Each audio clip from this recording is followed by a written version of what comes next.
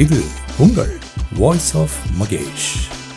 Corona வந்த ஒரு பாடு எல்லாருமே ஒர்க் ஃப்ரம் ஹோம்ன்ற மாதிரி ஒரு சுச்சுவேஷன் போயிட்டோம். அந்த ஒர்க் ஃப்ரம் ஹோம் சுச்சுவேஷனில் 2 பெரிய விஷயங்கள் நம்மளுக்கு உதவியாக இருந்தது. ஒன்று பார்த்தீங்கன்னா, நீங்கள் ஐடியில் ஒர்க் பண்ணுறவங்களா இருந்தால் ஜூம் அப்படின்ற ஒரு மேட்டர், அதுதான் ஆன்லைனில் எல்லா மீட்டிங்கும் போட்டு நேரமும் அந்த கம்ப்யூட்டர் முன்னாடியே உட்கார வச்சு நம்மளை காஃபி சாப்பிட விடாமல், டீ சாப்பிட விடாமல் எல்லா இடத்துலையுமே அப்படி உட்கார வச்ச ஒரு டூல். அதே மாதிரி இன்னொரு சூப்பரான டூல் என்ன அப்படின்னு பார்த்தீங்கன்னா, டீம்ஸ், மைக்ரோசாஃப்ட் டீம்ஸ் அப்படின்னு சொல்லுவாங்க.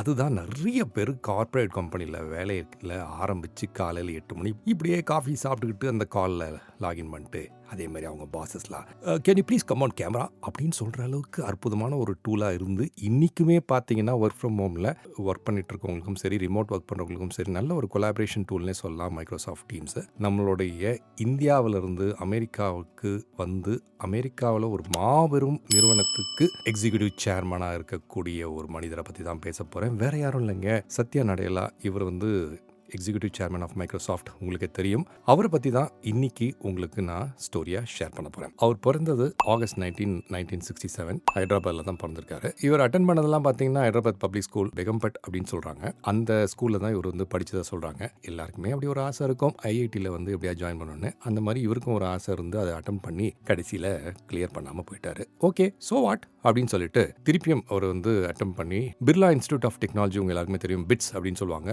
பிட்ஸ் இன் மெஸ்ரா, அந்த இடத்துலையும், அதே மாதிரி மணிப்பால் இன்ஸ்டிடியூட் ஆஃப் டெக்னாலஜி, அது ரெண்டுத்துலையுமே அவர் கிடைச்சிருக்கு. கிடைச்சோடனே அவர் என்ன பண்ணியிருக்காரு, சரி நம்ம எங்கே போகலாம் அப்படின்னு செலக்ட் பண்ணும்போது மணிப்பாலுக்கு போயிட்டாரு. பிட்ஸை வேணான்னு சொல்லிட்டாரு. அங்கே போயிட்டு இவர் என்ன பண்ணியிருக்காருன்னா, பேச்சுலர்ஸ் இன் எலக்ட்ரிக்கல் இன்ஜினியரிங்கை 1988 முடிச்சிருக்காரு. எம்எஸ் பண்ணோம் அப்படின்னு சொல்லி இவருக்கு தோணிருக்கு. யூனிவர்சிட்டி ஆஃப் விஸ்கான்சின் மில்வாக்கியில் இருக்கு.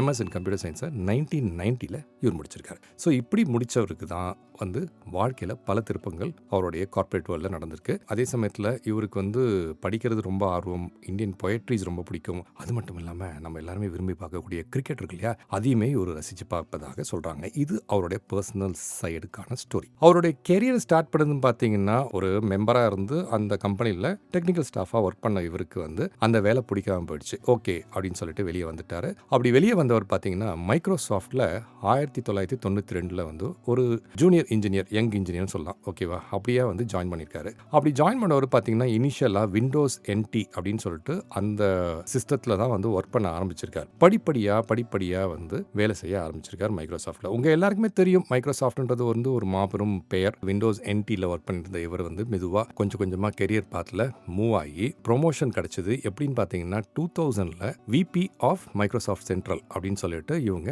அவருக்கு ஒரு ப்ரொமோஷன் கொடுத்தாங்க. அவர் VP-யா பொசிஷனில் வந்தால் கூட இன்னொரு மாஸ்டர்ஸ் பண்ணி completed is MBA while working in Microsoft. அதே ஞாபகம் வச்சுங்க. அந்த அளவுக்கு இவருக்கு படிப்பில் ஆர்வம் அதிகம். 1 இயர்க்குள்ளவே பார்த்தீங்கன்னா இமீடியட்டாக அவரை கார்ப்பரேட் VP-யா மாற்றி அவருக்கு ப்ரொமோஷனும் கொடுத்துருக்காங்க. அவருடைய வேலையை அங்கீகரிச்சு அவர் கண்டினியூஸாக ஒர்க் பண்ணிட்டு இருந்திருக்காரு. நிறைய இனிஷியேட்டிவ்ஸில் ஒர்க் பண்ணும்போது 2007 2011 பல இனிஷியேட்டிவ்ஸில் இருந்திருக்காரு. ஸோ அந்த டைமில் இவரை சீனியர் வைஸ் பிரசிடென்ட் ஆஃப் R&D-யா அவரை மாற்றிருக்காங்க. அந்த டைமில் அவர் பார்த்துக்கிட்ட டிவிஷன்ஸ் ஆன்லைன் சர்வீசஸ் டிவிஷன் சொல்லுவாங்க, அண்ட் மைக்ரோசாஃப்ட் பிஸ்னஸ் டிவிஷன். இது ரெண்டுத்தையுமே சேர்த்து அவர் பார்த்துட்டு இருந்தார். நீங்கள் இன்னைக்கு யூஸ் பண்ணக்கூடிய மைக்ரோசாஃப்ட் பிங் அப்படின்ற ஒரு எக்ஸ்ப்ளோரர் ஆகட்டும், இல்லைனா ஆஃபீஸ் இருக்கு இல்லையா, MS ஆஃபீஸ், அதோடைய ஆன்லைன் வெர்ஷன்ஸ் இருக்கு இல்லையா, அதுவாகட்டும், நீங்கள் எல்லாருமே உங்கள் பசங்க விளையாடுறத பார்த்துருப்பீங்களா, எக்ஸ்பாக்ஸ் லைவ். அந்த எக்ஸ்பாக்ஸ் லைவையுமே இவருடைய டிவிஷன் கீழே தான் இருந்தது. இவர் நிறைய R&D பண்ணி அதை எல்லாத்தையுமே இன்னும் நம்ம சிறப்பாக செய்யணும் அப்படின்னு சொல்லி செய்ய ஆரம்பித்த இவர் 2007 to 2011 அவர் இந்த பொறுப்பை எடுத்துக்கிட்டு 2 வருஷத்துக்குள்ளவே அந்த டிவிஷனோட ரெவென்யூ $3.7 பில்லியன் இன்க்ரீஸ் ஆனதாக சொல்றாங்க.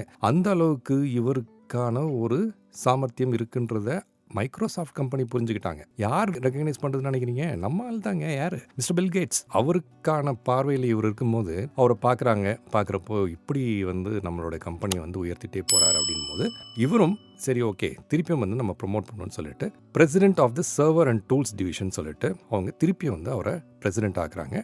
Server and tools division of Microsoft. இது பார்த்தீங்கன்னா 2011 2014 வரைக்கும் நடக்குது. ஐடியில் க்ளவுடில் ஒர்க் பண்ணுறவங்களுக்கு தெரியும், டெவலப்பர் டூல்ஸ்ன்னு பார்ப்பீங்க. அந்த டெவலப்பர் டூல்ஸ் எல்லாம் அந்த டைமில் ஃபோக்கஸ் பண்ணி டெவலப் பண்ணது மிஸ்டர் சத்யா நடேலாவுடைய அவங்களுக்கு கீழே வேலை செஞ்ச மக்களுடைய உழைப்பு தான் இன்றைக்கி நம்ம பார்க்குறோம். ஸோ இது எல்லாத்தையுமே அவர் பண்ணிட்டு இருந்தது காரணம் வந்து என்ன பார்த்தீங்கன்னா க்ளவுட் சர்வீசஸை எப்படியாவது என்ஹான்ஸ் பண்ணணும்னு சொல்லி தான் 2011 டேக் ஓவர் பண்ணும்போது க்ளவுட் சர்வீசஸோட ரெவன்யூன்னு பார்த்தீங்கன்னா 16.6 பில்லியன் இருந்திருக்கு. ஸோ சத்யா நடேலா உள்ள வந்துருப்பாரு. ஓகே, டெவலப்பர் டூல்ஸ் என்ஹான்ஸ் பண்ணி நம்ம வந்து இன்னும் வந்து அசியோர் கிளவுடை வந்து கொஞ்சம் ஃப்ரண்ட் ரன்னராக கொண்டு வரணும் அப்படின்னு சொல்லி ரொம்ப ஃபோக்கஸ்டாக ஒர்க் பண்ணதில் க்ளவுட் சர்வீசஸோட ரெவன்யூ மட்டுமே 20.3 பில்லியன் கிராஸ் பண்ணிச்சு. ஸோ இந்த பெருமை யாருக்கு சேரும்? நம்ம சத்யா நடேலாக்கு தான் சேரும். மெயினாக என்ன யோசிச்சிருக்காரு அப்படின்னா, ஓகேப்பா விண்டோஸ் 8லேருந்து நான் விண்டோஸ் 9 போக மாட்டேன், ஸ்ட்ரைட்டாக விண்டோஸ் 10 தான். 2015 விண்டோஸ் 10 லான்ச் பண்றாரு. இது வந்து யூனிஃபைட் ஆப்ரேட்டிங் சிஸ்டம் அப்படின்னு சொல்லிட்டு லான்ச் பண்றாரு. It can be used across all platforms. அந்த விண்டோஸோட மார்க்கெட் ஷேர் கிட்டத்தட்ட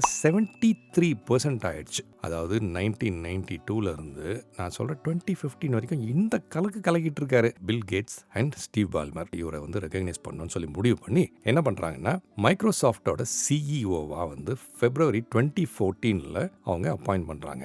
இல்ல முக்கியமா நீங்க நோட் பண்ணிக்க வேண்டியது என்னன்னா, மைக்ரோசாஃப்ட்ல 3rd சிஇஓ அப்படின்னு பார்த்தீங்கன்னா சத்யா நடேலா தாங்க. அப்போ ஆரம்பிச்சு மைக்ரோசாஃப்டோடைய ஸ்டாக் பிரைசஸ் கிட்டத்தட்ட 650% 650% வந்து மேலே போயிடுச்சு. அதாவது எல்லாருமே மார்க்கெட்டில் என்ன பேசிட்டு இருந்தாங்கன்னா, மைக்ரோசாஃப்ட் அவ்வளோதான் போல இருக்கு, ஏன்னா அந்த அளவுக்கு வந்து இனிமேட் அதுக்கு க்ரோத் வரப்போறது இல்லை அப்படின்னு சொல்லி கண்ணாவினான்னு பேசியிருந்தாங்க அந்த டைமில். ஆனால் இவர் பொறுப்பை எடுத்துக்கிட்டு அதுக்கப்புறம் பார்த்தீங்கன்னா அப்படி கதையை உல்ட்டா வாக்கிட்டார். இப்படி பண்ணிட்டு இருந்த அவருக்கு பார்த்தீங்கன்னா 84.5 மில்லியன் வந்து 2016 அவருக்கு ஒரு பே அப்படின்ற மாதிரியும் கொடுத்துருக்காங்க. 2018 இவர் என்ன பண்ணியிருக்காரு அப்படின்னு பார்த்தீங்கன்னா, விண்டோஸ் டெவலப்மெண்ட் இருக்கு இல்லையா, அந்த டெவலப்மெண்ட் குரூப்பை வந்து 2 செக்மெண்ட்டாக பிரிச்சிட்டார். நீங்கள் இப்படி செப்பரேட்டாக ஃபோக்கஸ் பண்ணுங்க, நீங்கள் வந்து மற்ற R&D ரிலேட்டட் ஒர்க்ஸை ஃபோக்கஸ் பண்ணுங்கன்னு சொல்லி 2 குரூப்பாக ஃபிளிட் பண்ணது அவருக்கு இன்னும் வந்து ஒரு அட்வான்டேஜ் ஆகி கம்பெனியோட ஸ்டாக் வந்து இன்னும் ட்ரிபிள் ஆயிடுச்சு. 2018 பார்த்தீங்கன்னா ஒரு 27% ஆனுவல் க்ரோத் ரேட் வந்து இன்க்ரீஸ் ஆனதாக சொல்கிறாங்க இவருடைய முயற்சியால். அப்படி இருக்கும்போது பார்த்தீங்கன்னா மைக்ரோசாஃப்டோடைய டோட்டல் இந்த மார்க்கெட் கேப் வந்து 725 பில்லியன்லேருந்து $2 trillion அவர் வந்து ரைஸ் பண்ணிட்டார். இவருடைய அந்த முயற்சியாலும் மைக்ரோசாஃப்டை முன்னாடி கொண்டு வரணும் அப்படின்ற ஒரு ஸ்ட்ராட்டஜிக் பாயிண்ட்ஸை அவர் பிளான் பண்ணதால இந்த அளவுக்கு அதோடைய வளர்ச்சி ஜாஸ்தியாச்சு. June 16, 2021 அவரை வந்து எக்ஸிக்யூட்டிவ் சேர்மேன் ஆஃப் மைக்ரோசாஃப்டாக மாற்றிட்டாங்க.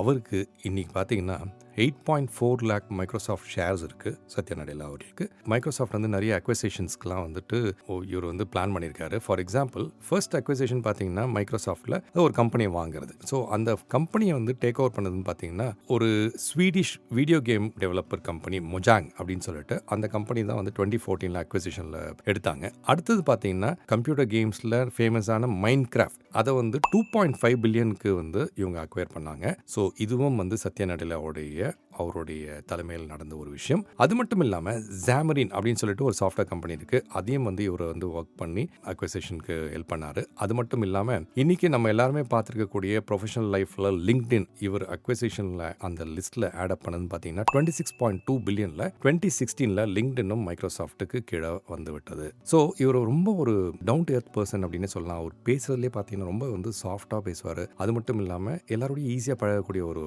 மனிதர். இவர் மற்ற கம்பெனிஸோட போர்ட்ஸ்லையும் கமிட்டிஸ்லையும் இருக்கார். ஃபார் எக்ஸாம்பிள் ஸ்டார்பக்ஸில் போர்ட் ஆஃப் டைரக்டராக இருக்கார். அதே மாதிரி ஒரு கேன்சர் ரிசர்ச் சென்டர் அதுக்கும் வந்து போர்ட் ஆஃப் ட்ரஸ்டீஸாக இருக்காரு. பல பொறுப்புகளையும் இவர் வந்து எடுத்துட்டு இருக்காரு அப்படின்றது உங்களுக்கு இப்போ இதில் தெரிய வரும். அது மட்டும் இல்லாமல் ஆப்பிள் ஐபேடில் கூட மைக்ரோசாஃப்ட் ஆஃபீஸ் வந்து ஒர்க் பண்ணலாம் அப்படின்றதையும் ரிலீஸ் பண்ணாரு. அது மட்டும் இல்லாமல் ஐஃபோன் ஆண்ட்ராய்டு ஆப்ஸ் இருக்கு இல்லையா, அதில் யூஸ் ஆகக்கூடிய மைக்ரோசாஃப்ட் அவுட்லுக் அதையும் வந்து ரிலீஸ் பண்ணாரு.